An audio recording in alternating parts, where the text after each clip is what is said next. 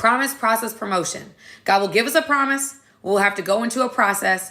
And then in that process, there will be a test, a catalyst moment. That catalyst moment determines whether we get into the promised land or we stay in the wilderness for another 40 years. That choice is on you, and we're going to talk about that pivotal test. As you're entering into this live, please hit that like button. It's absolutely free. If you have not yet already, subscribe to the channel. Love Samantha Lee. First things first, let's talk about when the promise started. So the promise started before the Israelites even existed. There was a promise on their life. Some of you guys that are watching, there's already been a plan, a preferred plan that God has for your life. There's a promise. There's something that you were created to do.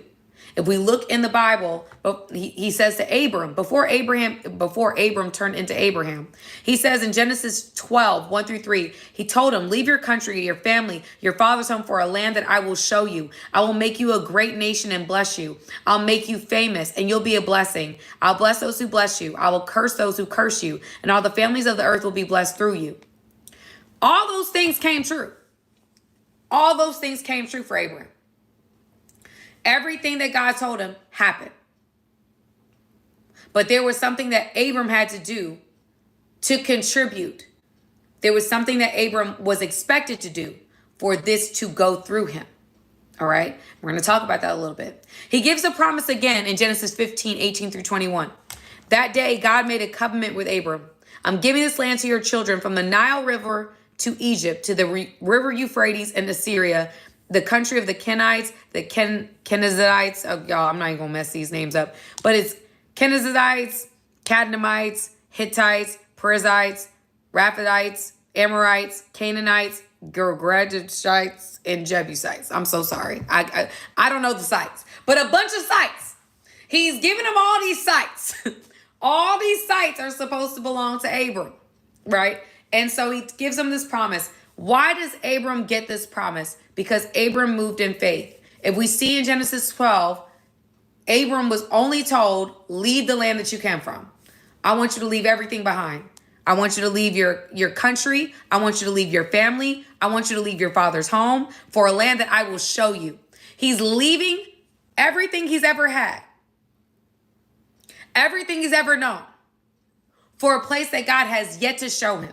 Now, in worldly mentality, if you was to tell your mama or your daddy that you leaving wherever you're from and you have no job, you have no plan, you're just moving, they will look at you like you're crazy.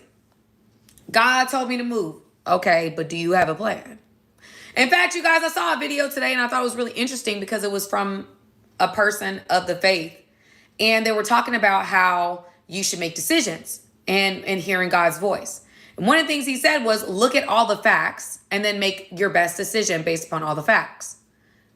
I was taught that as well, but I was not taught that in faith. I was taught that in the world, right? And that's been a breaking in this time period for me personally. I've been going through my own transitional phase in my own walk, my own life, okay? And God is breaking me from what I've been conditioned to do. And that breaking has felt excruciating at times. I'm just being honest with you. Has not been fun. Okay. There are times where I'm crying out to God. There are times where I am really, truly going through a process and I don't think anyone can understand it. And I think God knows that. That's why he did it that way. So anyway, I'll get into that later. I'll be honest with you guys and transparent with you all because I feel like I'm being called to do that. So he's given a promise and he's told to leave. He's obedient. He leaves. He doesn't ask any questions in the text. He just goes. He takes everything. He leaves. In 3 chapters later, he gives them the promise again. One thing you'll find about God is that he's consistent. He doesn't change his mind. He basically says, this is what it is. Now you can opt in and out of God's preferred will of your life based upon what you do. And we'll get into that later. However, his promise still stands. Okay? So he gives Abram this promise again in Genesis 15. Abram does have a child. He does become famous. He was wildly successful when he was alive. He went through some things. He did some things. We'll get into that in another video. He was not a perfect man. Abram had a lot of faith, but he was not a perfect man, okay? There was times where he offered up his wife to some kings. He would go into new territories. He did it twice. And if I was his wife, I feel some type of way. But every time he would walk into a land, his wife was pretty. We could call her, we'll say in today's term, she was bad, okay? And so anytime he would walk into a territory, he was afraid that they would hurt him. So what he would do is he would offer his wife to the king and say it's his sister in order for him to live, right? And what happened was every time he did that, there was something that happened. Like the kings would have some strange dreams. Their livestock would die. Like it would just be some wild stuff, okay? And then it would be like, okay, bro, what's going on? Why did you tell me this girl was your sister? This your wife? And he would have to tell them that it was his wife, and he would have to leave the land and go into a different territory. Or they'd be so afraid they give him whatever he wanted, and he ended up being blessed anyway, despite giving up his wife. But anyways, besides the point. Abram was not a perfect man, is my point. He was not a guy, I know we talk about him as a father of faith, and that's because he moved on faith a lot of times, which doesn't make sense, because why would you offer up your wife? If you know God, if you've seen what God has done for you, why would you offer up your wife? Like, if you know that, but again, he was human. That's the point. That's the point that I feel like the Bible makes. Every character has their little thing, and it's to humanize the text, is to let you guys know that they were not perfect people. They did not do everything right. They did one thing right, and we'll get into what that was. Anyway, moving forward. Exodus 6:6-8. That's when the first promise is given to Moses. This is where this is important in this particular text. Okay. So he says, tell the Israelites, I am God. I will bring you out from under the cruel, hard labor of Egypt. I will rescue you from slavery. I will redeem you, intervening with my great acts of judgment. I will take you as my own people, and I will be God to you. You'll know that I am God, your God, who brings you out from under the cruel, hard labor of Egypt. I will bring you into the land that I promised to give to Abraham, Isaac, and Jacob, and I will give it to you as your own country. I am God. Okay, so that is Exodus 6:6-8. So he's reaffirming his promise. He said, listen, I promised this land to your forefathers. I'm holding good to my promise. The only holdup that we had was that y'all Israelites was acting up. So I let y'all get into it. I let y'all get into some stuff with Egypt. But now you guys have cried out to me. I'm here. I'm gracious, and I'm going to release you guys. And I'm sending Moses to redeem the land. Okay, so Moses shows up. He's not the best of anything. We know he's not a perfect guy. We already know he's run away from the crimes he's committed. We know that he has a stuttering issue. We know these things about him. He's an older guy as well at this point. Okay, so he comes back. And he brings his brother, and he goes before Pharaoh. And we know the story. He goes before Pharaoh 10 times. And it says in this text that God hardens Pharaoh's heart, which is a whole nother story for a whole nother day. But there are some people, there are some situations that God specifically hardens the heart of the people that hold what you need. There might be things and situations that you are held up in specifically right now because there is something that God needs from you to learn in that season. He hardened Pharaoh's heart, and there was a reason for it. What was the reason? The reason was for the Israelites to understand how powerful God is.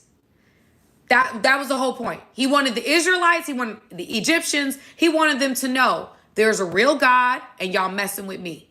I want y'all all to know, put y'all all on guard. There's a God. That's why he did it. That's why he allowed the 10. I mean, and y'all, if you read the text, it's like, if I was Moses, I'd probably be like, okay, God, you didn't tell me it's going to be 10 times, but he does tell them that there was going to be opposition, that Pharaoh was going to say no.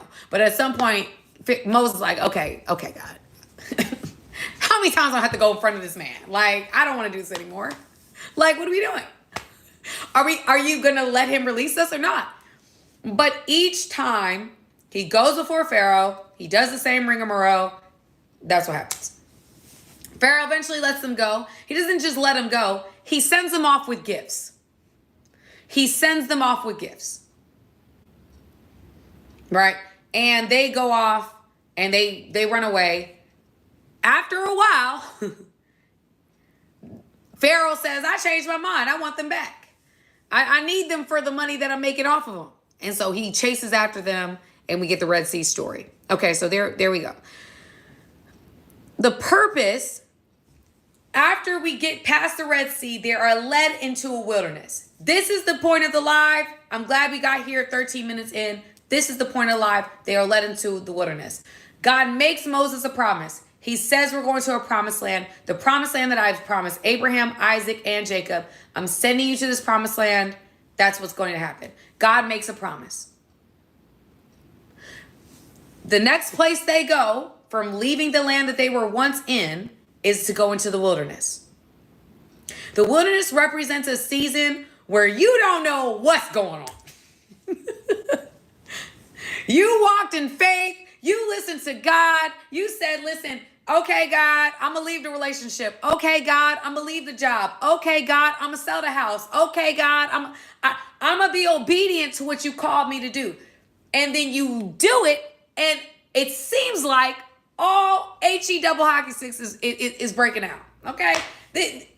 Everything is going wrong. Everything you thought you knew, you don't know anymore. And you're like, okay, and you told me to leave the job. I can't find another one. You told me that I was going to do this. And now I feel like everything is coming up against me. Everything about this season of my life, when I'm walking in faith, I take this leap. And now everything is going haywire. I thought when I would leave this, I would go into something else. And if you were with me, God, I wouldn't be going through nothing. That is a fallacy, family. That is something that I have to address here on the live. Just because God tells you to move from somewhere, one thing you have to know, He is not. God's process is never easy. It's never easy. It's never going to look the way you want it to look. It's never going to go as fast as you want it to go. It is going to be a process where you will have to learn to depend on Him. That is the point of the wilderness. That is the point of the wilderness.